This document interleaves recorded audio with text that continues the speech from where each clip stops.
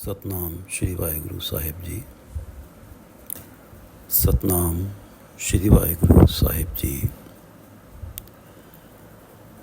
तथा अथाह थाह नहीं पावा, ओहो अथाह एहो थिर न रहावा। थोड़े थल थानक आरंभ है, बिन ही थाभ है मंदिर थंब है। तथा अथाह थाह नहीं पावा,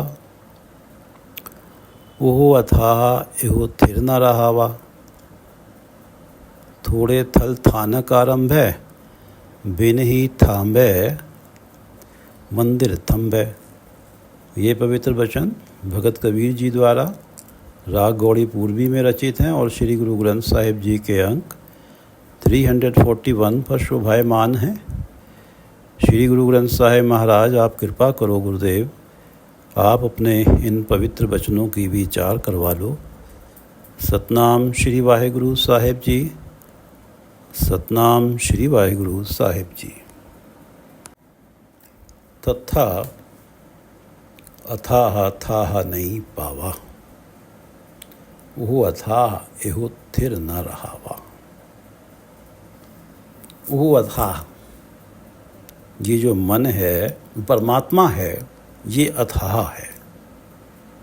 ये इतना गहरा है, इतना गंभीर है कि इसकी गहराई को कोई नाप नहीं सकता। ये अथाह है, ये अनफैथोमेबल है। परमात्मा अथाह है, परमात्मा गंभीर है, एहो थिर न रहावा।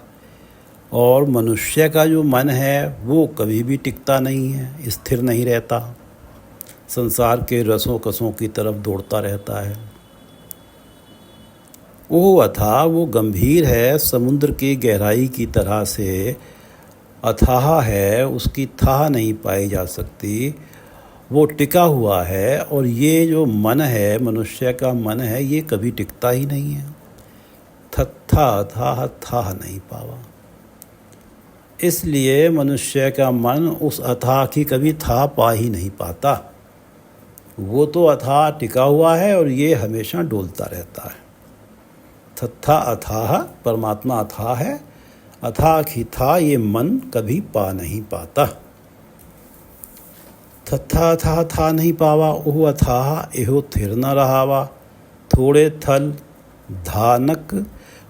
थल थानक आरंभ है और बिन ही थांब है मंदिर थंब है। इस मन की क्या अवस्था है कि थोड़े थल, थोड़ी सी भूमि मिली है, मुश्किल से एक कमरा बनाने जितनी जगह मिली है, या 2 कमरे बन सकते हैं, या एक झोपड़ी जितनी जगह मिली है। थानक आरंभ है, उसके ऊपर नगर के नगर बनाने की योजना शुरू कर देता। अर्थात थोड़ी सी उम्र मिली है मनुष्य जन्म की, और इसमें सदियों के लिए पसारने फैलाने की कोशिशों में जुट जाता है। थोड़े थल थानक आरंभ है, थानक नगर, थल थोड़ी सी भूमि मिली है, उस पर नगर बनाने की सोचने लगता है, नगर बनाने प्रारंभ कर देता है। थोड़ी उम्र में ही इतने पसारे, सदियों के सैकड़ों सालों के पसारे फैलाना चाहता है। थोड़े थल थानक आरंभ है और बिन ही थांबे मंदिर थंब है। उसकी तो ये अवस्था है कि ना तो दीवार खड़ी करी है, ना ही थंबले पिलर खड़े किए हैं, और सोच रहा है कि मैं इस लेंटर को सहारा दे दूंगा, इस मंदिर को, घर को थाम लूँगा। बिन ही थांबे मंदिर थंबे, मंदिर घर को संभाल लूँगा बिना दीवारों के और बिना थंबलों के। बिन ही थांबे मंदिर थंबे। प्राणों के आश्रय, शरीर रूपी मंदिर जो है, ये प्राणों के आश्रय है। हमारा जो शरीर है, मंदिर से अर्थ है जो शरीर रूपी घर है, ये प्राणों के सहारे है। और प्राण किस क्षण चले जाएं, इसका पता नहीं है। फैलावा सैकड़ों सालों का फैलाना चाहता है।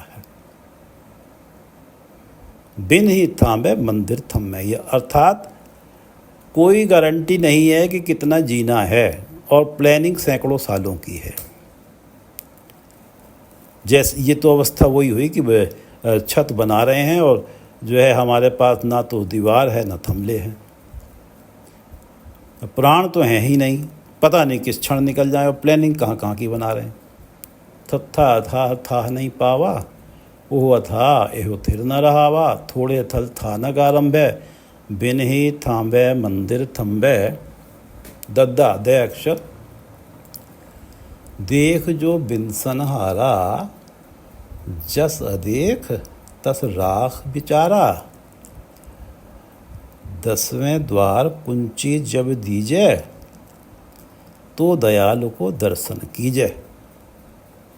दद्दा देख जो बिनसन हारा, जो ये जगत दिखाई देता है, देख जो दिखाई देता है, ये जगत बिनसन हारा है, इस जगत ने नष्ट हो जाना है। और जस अदेख, जो दिखाई नहीं देता, जो अदेख है, जो दिखाई नहीं देता और जिसने हमेशा रहना है। जगत तो बिनसन हारा है, नाशवंत है, और जो अदेख है परमात्मा, वो उसने हमेशा रहना है। तस राख विचारा, उसे अपने विचारों में रख, उसमें अपनी सूरत जोड़। जो अदेख परमात्मा है, जो त्रैगुणी माया के प्रभाव से अलग है, निरंजन है, वो तो हमेशा ही रहना है। और ये जो जगत तुझे दिखाई दे रहा है, ये बिनसन हारा है, और वो परमात्मा तुझे दिखाई नहीं दे रहा, वो अदेख है। दद्दा देख जो बिनसन हारा, जैसा देख तस राख विचारा, उस परमात्मा को विचारों में रख। 10वें द्वार कुंची जब दीजै, तो दयालु को दर्शन कीजै। 10वें द्वार शरीर के 9 द्वार माने जाते हैं। 2 आँखें हैं, 2 कान, 2 नासिकाएं, 1 मुंह है, और 2 निकासी के द्वार हैं, तो 9 द्वार हैं। और 10वां द्वार ये माना जाता है कि विचारों का केंद्र मस्तिष्क के सेंटर में है। 10वें द्वार कुंची जब दीजे, अर्थात 10वें द्वार में ही जब परमात्मा के तरफ हमारे विचार जाते हैं और बुराइयों से मन हटता है, जब ये अवस्था बनती है तो 10वां द्वार हमारा एक्टिवेट होता है। जब हमारा मन डोलना बंद कर देता है, टिक जाता है परमात्मा के चरणों में, तो हमारा 10वां द्वार एक्टिवेट हुआ है।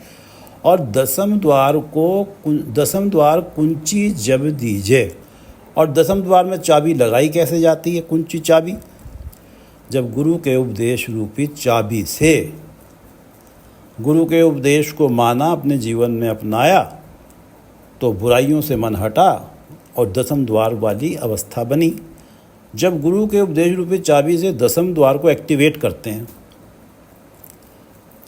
10वें द्वार कुंची जब दीजे, जब ये अवस्था बनती है कि मन हमारा बुराइयों में डोलने से हटता है और परमात्मा के चरणों में ध्यान जोड़ने की तरफ जाता है, ये 10वें द्वार की अवस्था है।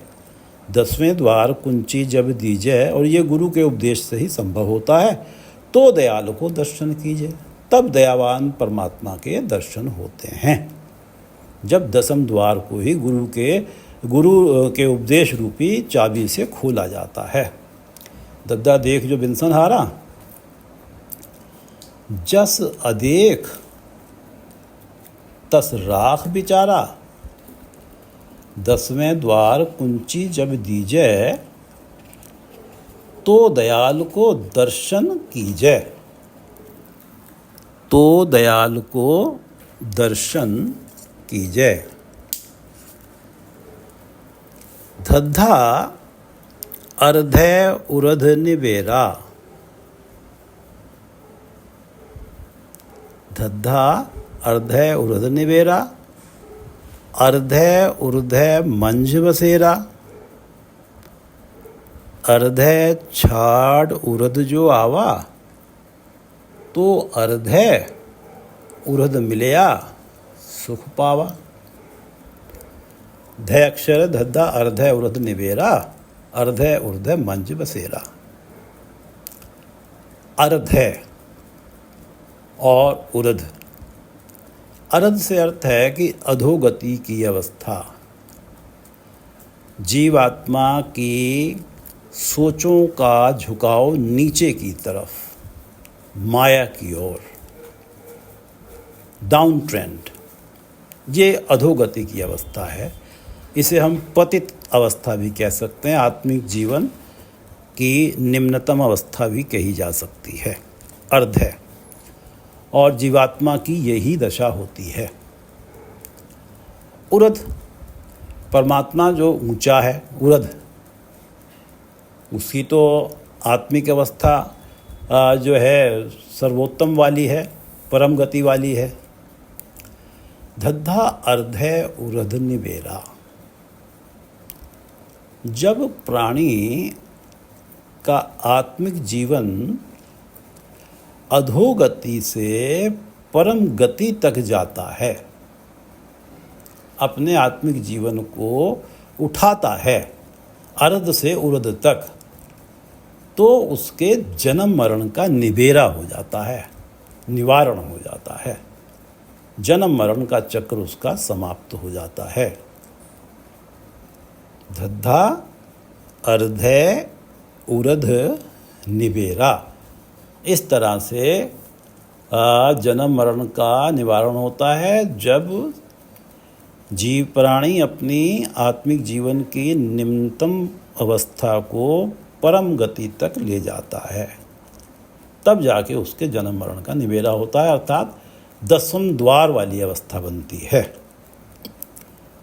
अर्धे उर्धे मंच बसेरा। जीवात्मा अर्धे है, अधोगति पे है, नीचे है।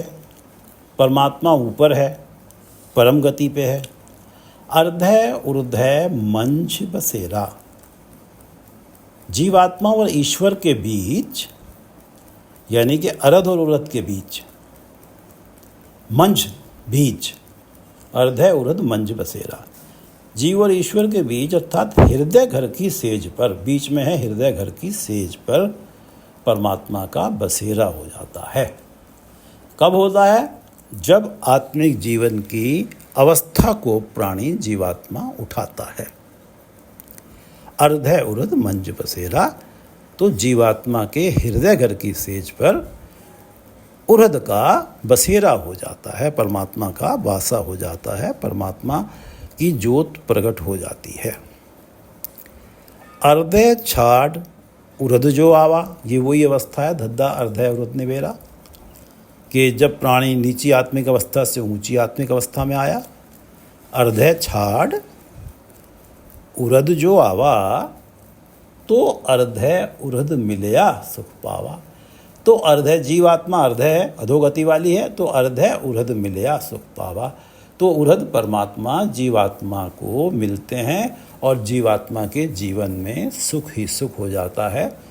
जब परमात्मा से मिलन है, परमात्मा का नाम हृदय में टिक गया है, तो केवल सुख ही सुख है।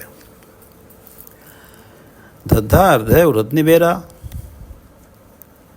अर्धे उर्धे मंझ बसेरा। अर्धे छाड़ उर्ध जो आवा, तो अर्धे उर्ध मिलया सुख पावा। तो अर्धे उर्ध मिलया सुख पा। नन्ना निस दिन निरखत जाई। नन्ना निस दिन निरखत जाई, निरखत नैन रहे रतवाई। निरखत जब जाए पावा, तब ले निरखै निरख मिलावा। नन्ना नए अक्षर है।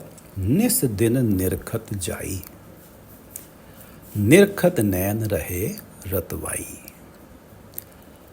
निस दिन रात दिन, जो जीवात्मा निरखत जाई प्रभु दर्शनों के इंतजार में रहती है।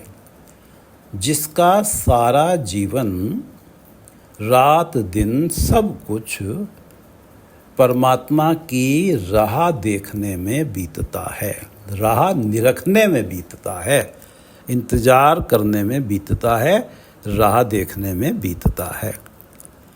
निस दिन जिस जीवात्मा का सारा जीवन परमात्मा की राह देखने में ही चला जाता है। निस दिन निरखत जाई, निरखत नैन रहे रतवाई।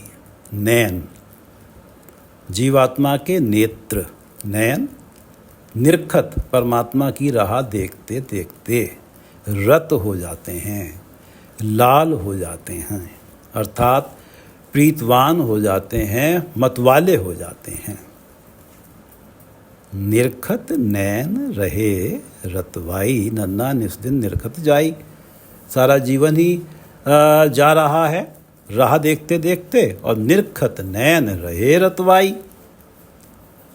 निरखत निरखत जब जाए पावा, जब राह देखते देखते परमात्मा के दर्शन पा ही लिए। निरखत निरखत जब जाए पावा, तब ले निरखे निरख मिलावा। तो निरख ने निरखे को अपने साथ मिला लिया, अपने दर्शन दिए, अपने साथ एकाकार करा लिया। अपने अंदर जीवात्मा को परमात्मा ने अपने साथ मिला लिया। निरख है परमात्मा और निरख है देखने वाला है जीवात्मा। तब ले निरखे निरख मिलावा, तब निरख ने परमात्मा ने निरखे को जीवात्मा को ले अपने साथ मिला लिया। नन्ना निस दिन निरखत जाई, निरखत नैन रहे रतवाई। निरखत निरखत जब जाए पावा, तबले निरखे निरख मिलावा। तबले निरखे निरख मिलावा। श्री गुरु अमरदास जी की एक रचना है, तीसरी पातशाही श्री गुरु अमरदास जी की रचना, श्री गुरु ग्रंथ साहिब जी के अंक 244 पर है कि जब हम ये पंक्तियाँ पढ़ते हैं कबीर जी की कि नन्ना निस दिन निरखत जाई, निरखत नैन रहे रतवाई। निरखत निरखत जब जाए पावा, तबले निरखे निरख मिलावा। तबले निरखे निरख मिल मेरे प्रीतमा जियो, तुद बिन खरी निमाणी। तुद बिन, हे परमात्मा तेरे बिना जीवात्मा की आह है। तुद बिन, हे परमात्मा तेरे बिना खरी निमाणी, मेरा कोई मान नहीं है। खरी निमाणी, जिसका जरा सा भी मान नहीं है, पूरी तरह से निमाणी हूँ। मिल मेरे प्रीतमा जियो, हे मेरे प्रीतम मैं आपके बिना निमाणी हूँ, मेरा कोई मान नहीं है। आप कृपा करो मुझे मिलो, जब आप मुझे मिलेंगे तभी मेरा भी मान होगा। मिल मेरे प्रीतमा जियो, तुद बिन खरी निमाणी। मैं नैनी नींद ना आवे जियो, भावे अन्न न पानी। आपके विछोड़े में मैं नैनी नींद ना आवे, मेरे नैनों में नींद नहीं आती। मैं नैनी नींद ना आवे जियो, भावे अन्न न पानी। मुझे अन्न और पानी भाता नहीं है। पानी अन्न न भावे, पानी अन्न भाता नहीं है। मरिए हावे, मैं तो आहें ले रही हूँ और ऐसा लगता है कि मेरी तो ये मृत्यु ही है आपके बिना। पानी अन्न न भावे मरिए हावे, बिन पिर क्यों सुख पाइए। आप मेरे प्रियतम हैं, मेरे पति हैं, जीवात्मा के पति परमात्मा। तो आप जब तक नहीं मिलेंगे मेरे जीवन में कैसा सुख। पानी अन्न न भावे मरिए हावे, बिन पिर, पिर प्रियतम परमात्मा और संसारिक रूप में जो पति है। पानी अन्न न भावे मरिए हावे, बिन पिर क्यों सुख पाइए। गुर आगे करो बिनंती जे गुरु भावे, ज्यों मिले तिवें मिलाइए। गुरु आगे करो बिनंती, मैं अपने सतगुरु के आगे बेनती करती हूँ। जे गुरु भावे, अगर ये मेरी बिनती सतगुरु को भा जाए, सतगुरु इस बिनती को स्वीकार कर लें। गुरु आगे करो बिनंती जे गुरु भावे, ज्यों मिले तिवें मिलाइए। जैसे भी हो, जिस विधि से भी हो, हे सतगुरु मेरी प्रार्थना सुनो और मुझे मेरे प्रियतम परमात्मा के दर्शन दो, दिलवाओ, मुझे उनसे मिलवाओ। ज्यों मिले तिवें मिलाइए, आपे मेल लए सुख दाता, आप मिलया घर आए। परमात्मा जो सुख दाता हैं, वो जब कृपा पे आते हैं तो अपने आप ही अपने साथ जीवात्मा को मिला लेते हैं। आपे मेल लए सुख दाता, आप मिलया घर आए। वो स्वयं हृदय घर में आके मिल जाते हैं जीवात्मा से, हृदय घर की सेज पर जीवात्मा से मिल जाते हैं। और फिर उसकी जो इंतज़ार है, जो वो कह रही है कि तुद बिन खड़ी निमाणी, ये अवस्था उसकी समाप्त हो जाती है। आपे मेल लए सुखदाता, आप मिले घर आए। और पहले ये अवस्था थी तुद बिन खरी निमाणी, मेरा कोई मान नहीं है, और नानक कामन सदा सुहागण।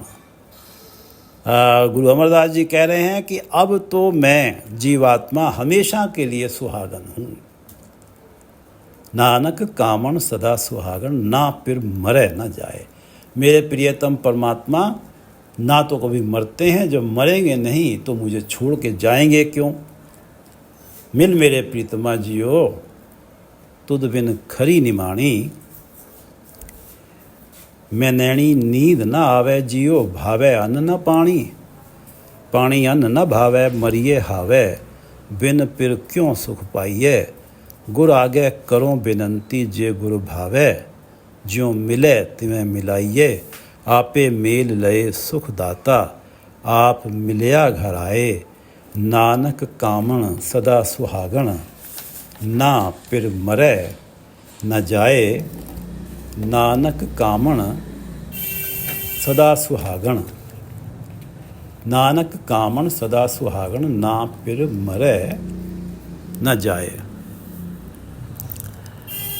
पप्पा पे अक्षर है, अपर पार नहीं पावा, परम ज्योत स्यों परचो लावा। पांचों इंद्री निग्रह करई, पाप पुण्य दों निर्वई। पप्पा अपर पार नहीं पावा। परमात्मा अपर है, हर किसी की कोई सीमा होती है, उसकी कोई सीमा नहीं है। वो अपार है, असीम है, कोई भी उसका अंत नहीं पा पाया। पप्पा अपर, अपर का पार, अपर का अपार का अंत नहीं पा पाया। पप्पा अपर पार नहीं पावा, परम ज्योत स्यों परचो लावा। जिस जीव ने परम ज्योत परमात्मा से परचो लावा, अपना प्रेम लगा लिया। जीवात्मा का मन सांसारिकता में उलझा हुआ है, अज्ञान के अंधेरे में है। अज्ञान का अंधेरा, अज्ञान रूपी अंधेरे में है, और परमात्मा परम ज्योत हैं, प्रकाश के पुंज है, ज्ञान के प्रकाश हैं, ज्ञान रूपी प्रकाश हैं। और जिस जीवात्मा ने परम ज्योत प्रकाश के पुंज ज्ञान के प्रकाश परमात्मा से अपनी सूरत जोड़ी है, अपनी लिव लगाई है, अपना ध्यान लगाया है, पप्पा अपर पार नहीं पावा, परम ज्योत स्यों परचो लावा। और उसने स्नेह किया है परमात्मा से, और पांचों इंद्री निग्रह करी, और पांचों इंद्रियों को, आँख कान नाक जिह्वा स्पर्श को सतगुरु के हिसाब से चलाया है सतगुरु से प्रार्थना करके। निग्रह उनको अपने कंट्रोल में किया है। जिस जीवात्मा ने पांचों इंद्रियों को अपने कंट्रोल में करके परम ज्योत से परचो लावा, परम ज्योत से अपना नेह लगाया है, पाप पुण्य दोऊ निर्वयी। वो जीवात्मा पाप और पुण्य से ऊपर उठ जाती है। वो जीव पाप पुण्य दोऊ निर्वयी, पाप और पुण्य दोनों का निवारण हो जाता है उसका।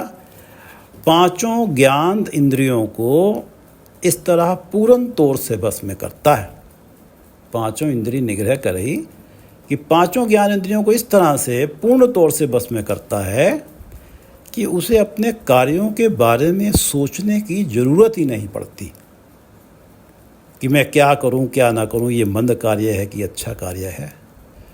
जो कार्य मैं कर रहा हूं वो पाप है या पुण्य है, ये उसे सोचने की ज़रूरत ही नहीं पड़ती। स्वतः ही नेचुरली ही उसका हर एक कार्य कामादिक विकारों से मुक्त होता है। वो इस तरह से पूर्ण तौर से अपनी पांचों ज्ञान इंद्रियों को अपने बस में कर लेता है कि पाप पुण्य दोऊ निर्वयी, पाप और पुण्य दोनों का निवारण हो जाता है। पाप और पुण्य की अवस्था से उठ जाता है। जब जीवात्मा का नेह परम ज्योत से परचो लावा वाली जब अवस्था बनती है तो फिर तो एक आनंद है। ये पीछे रह जाते हैं पाप और पुण्य। पाप पुण्य दोऊ निर्वयी, पप्पा अपर पार नहीं पावा, परम ज्योत से परचो लावा। पांचों इंद्रिय निग्रह करई, पाप पुण्य दोऊ निर्वयी, पाप पुण्य दोऊ निर्वयी। तथा अथाह थाह नहीं पावा, ओह अथाह एहो थिर न रहावा। थोड़े थल थानक आरंभे, बिन ही थांबे मंदिर थंबे। तथा अथाह थाह नहीं पावा। मनुष्य का मन अथाह परमात्मा की थाह नहीं पा पाता। परमात्मा तो अथाह है, गंभीर है। एहो थिर न रहावा, ओह अथाह एहो थिर न रहावा। ये मन कभी टिकता नहीं है। थोड़े थल थानक आरंभ है, थोड़ी सी ज़मीन मिली है उस पर नगर के नगर बसाने शुरू कर देता है। थोड़ी सी उम्र मिली है, एक क्षण का भी भरोसा नहीं है, और जो है वो जाने कितनी सदियों के पसारे फैलाना शुरू कर देता है। बिन ही थांबे मंदिर थंबे। जैसे घर बना रहा हो, ना दीवारें हैं ना थमले हैं। प्राणों का एक क्षण का भरोसा नहीं, कब निकल जाएं, और प्लानिंग है सदियों की। बिन ही थांबे मंदिर थंबे। थोड़े थल थानक आरंभ है, बिन ही थांबे मंदिर थंबे। क्या अवस्था जो है, कबीरदास जी ने कितने प्रभावी तौर से यह अवस्था बयान की है जीवात्मा की, मैं मेरी जिसके ऊपर हावी रहती है कि थोड़े थल थानक आरंभ है, बिन ही थांबे मंदिर थंबे। दद्दा देख जो बिनसन हारा, जस अदेख तथ राख बिचारा। जो जगत दिख रहा है ये तो बिनसन हारा है, और जो अदेख है, जो दिखाई नहीं दे रहा परमात्मा, वो सच है, हमेशा रहने वाला है। तस राख बिचारा, उसको अपने विचारों में रख, उसके साथ अपनी सूरत जोड़। 10वें द्वार कुंची जब दीजिए, तो दयालों को दर्शन कीजिए। जब सतगुरु के उपदेश रूपी चाबी से 10वां द्वार खोला जाता है, सतगुरु के उपदेश को अपनाया जाता है, तो प्राणी का मन टिकता है और विकारों की तरफ, माया के मोह की तरफ जाता नहीं है, और परमात्मा के चरणों में ध्यान जुड़ता है उसका। जब 10वां द्वार एक्टिवेट होता है सतगुरु की उपदेश रूपी चाबी से। 10वें द्वार कुंची जब दीजिए, कुंची चाबी, तो दयालु को दर्शन कीजिए। तो दयालु को दर्शन कीजिए। तो दयाल को दर्शन कीजिए। धद्धा अर्धय उर्ध निबेरा, अर्धय उर्धय मंज बसेरा। अर्धय उर्ध निबेरा, अगर प्राणी अपनी आत्मिक जीवन जो अधोगति में है, निम्नतम अवस्था में है, उसे परम गति तक ले जाता है। अर्ध है उरध, अर्ध से उरध हो जाता है तो उसके जन्म मरण का निबेरा हो जाता है, निवारण हो जाता है। अर्ध है उर्ध है मंज बसेरा। और जब वो परम अपनी आत्मिक जीवात्मा को परम गति पे लेके जाता है, सबसे ऊंची अवस्था पे लेके जाता है, तो अर्ध है जो जीवात्मा है उसके हृदय घर की सेज पर जो परमात्मा और जीवात्मा के मध्य की बात है, बीच की बात है, बीच की जो अवस्था है वो ये है कि जीवात्मा का हृदय घर की सेज है, वहाँ पर उर्धय का बसेरा हो जाता है, परमात्मा का बसेरा हो जाता है। अर्धय छाड़ उरद जो आवा, वही आत्मिक नीची आत्मिक अवस्था को छोड़ के जो ऊंची आत्मिक अवस्था में प्राणी आता है। अर्धय छाड़ उरद जो आवा, तो अर्धय उरद मिलया सुख पावा। तो जीवात्मा को परमात्मा मिलता है और उसके जीवन में सुख आ जाता है।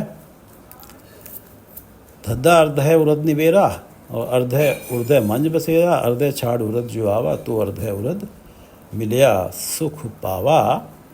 नन्ना निस्दिन निरखत जाई, जो रात दिन परमात्मा की राह देख रही है जीवात्मा, और सारा जीवन ही निकल जा रहा है देखते देखते, निरखते निरखते। निरखत नयन रहे रतवाई, और नयन जो हैं देखते देखते आँखें भी लाल हो गई हैं, प्रीतवान हो गई हैं, मतवाली हो गई हैं। निरखत नयन रहे रतवाई, निरखत निरखत जब जाए पावा। देखते देखते, राह देखते देखते जब परमात्मा के दर्शन पा लिए, तब ले निरख निरख मिलावा। तब निरख ने, परमात्मा ने निरख को, राह देखने वाली को अपने साथ मिलाया है। नन्ना निस्दिन निरखत जाई, निरखत नयन रहे रतवाई। निरखत निरखत जब जाए पावा, तब ले निरख निरख मिलावा। पप्पा अपर पार नहीं पावा, अपर पार नहीं पावा, परम ज्योतिषों परचो लावा। परमात्मा अपार है, उसका पारावार का कुछ पता नहीं है, उसका पार किसी ने पाया नहीं है आज तक। परम ज्योतिषों परचो लावा, जो परम ज्योत परमात्मा से नेह लगाता है, जो जीवात्मा परम ज्योतिषों परचो लावा। पांचों इंद्रिय निग्रह करई, और जो स्नेह लगता है, पांचों इंद्रियां जब उसके कंट्रोल में आती हैं, पांचों इंद्रियां जो हैं सतगुरु के हिसाब से चलती हैं, बुराइयों की तरफ नहीं जाती, तभी उसका परचो लगता है परम ज्योतिषों। और पाप पुण्य दोनों निर्वही, फिर उसकी ये अवस्था बनती है कि वो पाप पुण्य से ऊपर उठ जाता है। उसके जीवन से पाप और पुण्य का उसके जीवन में कोई महत्व ही नहीं रहता। वो तो जब उसको परम ज्योतिषों परचो लगने की बात है, पांचों इंद्रियों को बस में करके, उसके बाद तो परमात्मा के चरणों में नाम जपने में जो आनंद है, उस आनंद के सामने उसे किसी चीज़ की परवाह नहीं है। पाप है, पुण्य क्या है, स्वतः ही ये कार्य, वो अवस्था बनती है स्वतः वाली। जैसे पिछली एक पंक्ति में हमने पढ़ा है कि स्वतः ही इंद्रियां वो कार्य करती हैं जो जिस कार्य के लिए सतगुरु ने उन्हें बनाया है या सतगुरु ने उन्हें उपदेशित किया है। परम ज्योतिषों परचो लावा, और पांचों इंद्रिय निग्रह करई, पाप पुण्य दोनों निर्वही। पप्पा अपर पार नहीं पावा, परम ज्योतिषों परचो लावा। पांचों इंद्रिय निग्रह करई, पाप पुण्य दोनों निर्वही। पांचों इंद्रिय निग्रह करई, पाप पुण्य दोनों निर्वही। वाहिगुरु जी का खालसा, वाहिगुरु जी की फतेह।